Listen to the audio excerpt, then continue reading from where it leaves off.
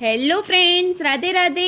આજે હું લઈને આવી છું એક એવી સ્ટ્રીટ ફૂડ રેસીપી કે તમને જોતાં જ મોઢામાં પાણી આવી જશે.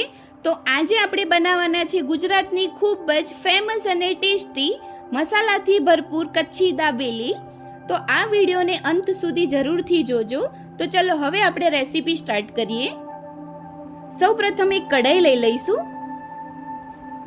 હવે કઢાઈની અંદર 1 થી 1.5 ચમચા જેવું ઓઇલ એડ કરી લઈએ.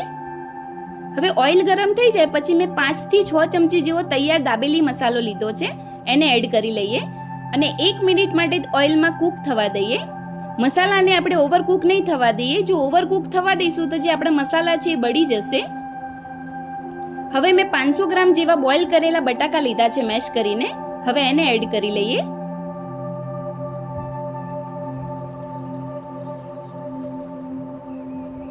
હવે એની અંદર અડધો કપ જેવું પાણી એડ કરીએ અને બધી જ વસ્તુને સરસ રીતે મિક્સ કરી લઈએ.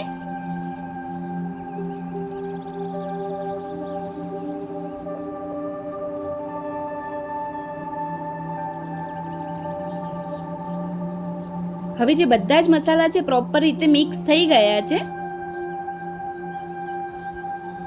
હવે એમાં આપણે થોડા મસાલા કરી લઈએ. હવે મેં અડધી વાટકી જેવી ખજૂર આમલીની ચટણી એડ કરી લીધી છે. 1 ચમચી લાલ મરચું પાવડર અને સ્વાદના એકોર્ડિંગ મીઠું એડ કરી લઈએ.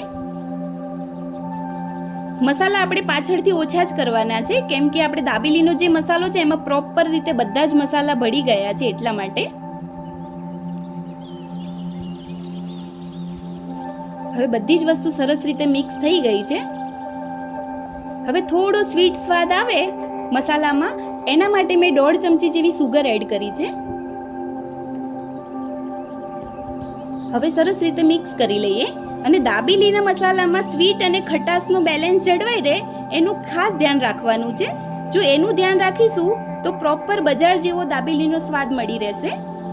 હવે જે આપણો મસાલો છે તૈયાર થઈ ગયો છે. હવે ઉપરથી થોડા લીલા દાણા નાખી દઈએ અને સરસ રીતે મિક્સ કરી લઈએ.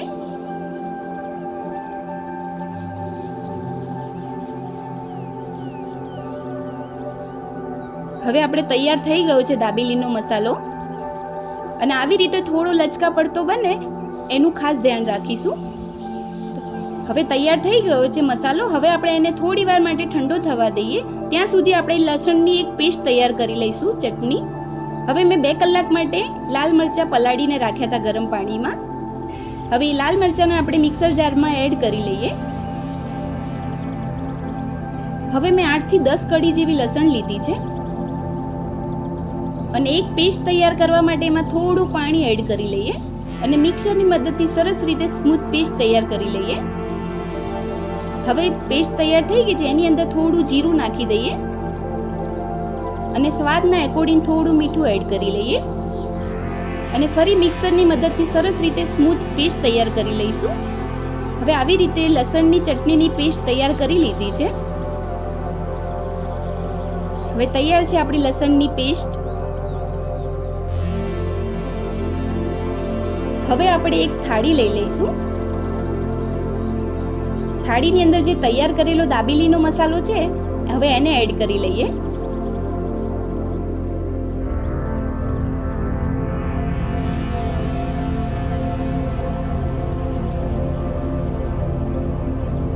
દાબેલીના મસાલામાં જે મસાલા આપણે નાખીશું એનું બેલેન્સ રાખવું ખૂબ જ જરૂરી છે. હવે આખી પ્લેટમાં જે મસાલા છે દાબેલીનો તૈયાર થયેલો એને આપણે સ્પ્રેડ કરી લઈએ. હવે મેં કોપરાની છીણ લીધી છે. હવે ઉપરથી દાબેલીનો જે મસાલો છે એમાં સ્પ્રિંકલ કરી લઈએ કોપરાની છીણને.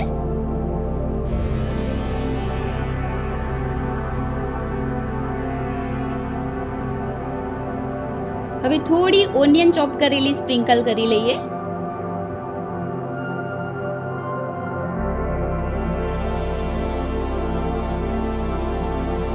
હવે થોડા લીલા દાણા સ્પ્રિંકલ કરીએ.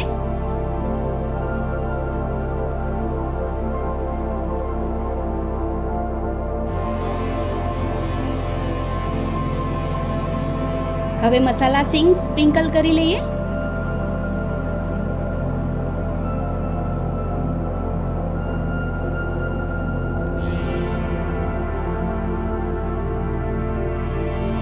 હવે થોડા આપણે દાડમના બી સ્પ્રિંકલ કરીશું, જેથી લુક વાઇઝ બી સારો આવે અને ફ્લેવર બી ખૂબ જ સરસ આવશે દાબેલીનો. હવે મેં ઉપરથી થોડી નાયલોન ઝીણી સેવ સ્પ્રિંકલ કરી છે.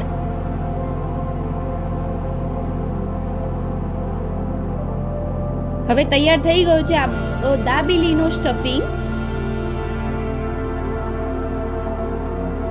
હવે મેં ખજૂર આમલીની ચટણી લીધી છે, જે પ્રોપર મેં મારા વિડીયોમાં પહેલેથી મૂકી દીધી છે. હવે જે લસણની ચટણી તૈયાર કરી છે એને લઈ લઈએ.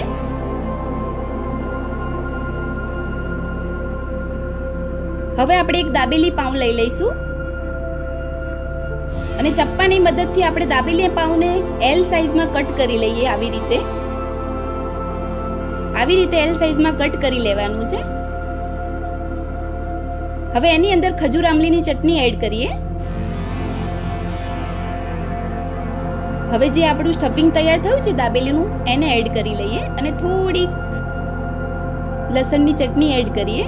હવે ઉપરથી પાછું ફરીથી ખજૂર આમલીની ચટણી અને પછી મસાલો એડ કરી લઈએ. હવે ઉપરથી મસાલા સિંગ એડ કરીશું. હવે આવી રીતે દાબેલીમાં કવર કરી લઈએ મસાલાથી. આવી રીતે આપણે બધી જ દાબેલી તૈયાર કરી લેવાની છે. હવે દાબેલીને પ્રોપર રીતે આપણે થોડી શેકી દઈશું. એના માટે એક તવી લઈ લઈએ. તવીની અંદર થોડું બટર એડ કરી લઈએ. હવે જે આપણે તૈયાર થયેલી દાબેલી છે એને થોડી વાર માટે ક્રિસ્પી થાય ત્યાં સુધી શેકી દઈશું.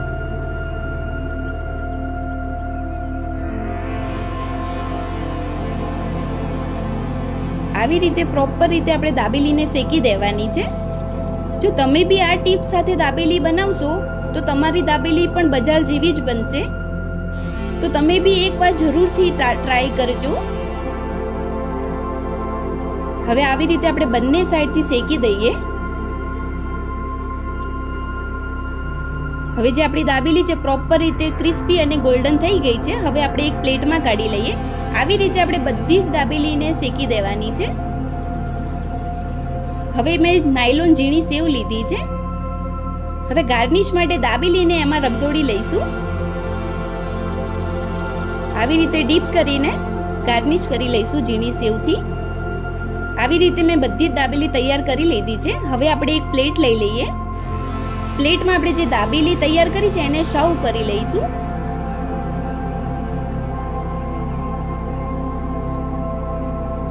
તો મિત્રો તૈયાર છે આપણી બજાર જેવી ગુજરાતની ફેમસ દાબેલી. તો મિત્રો તમને ગુજરાતની ફેમસ દાબેલીનો વિડીયો કેવો લાગ્યો એ કમેન્ટમાં જરૂરથી લખજો અને વિડીયોને લાઈક કરજો, શેર કરજો અને મારી નવી રેસીપી જોવા માટે મારી ચેનલને સબસ્ક્રાઇબ કરજો. ફરી મળીશું એક નવી રેસીપી કન્ટેન્ટ સાથે. રાધે રાધે.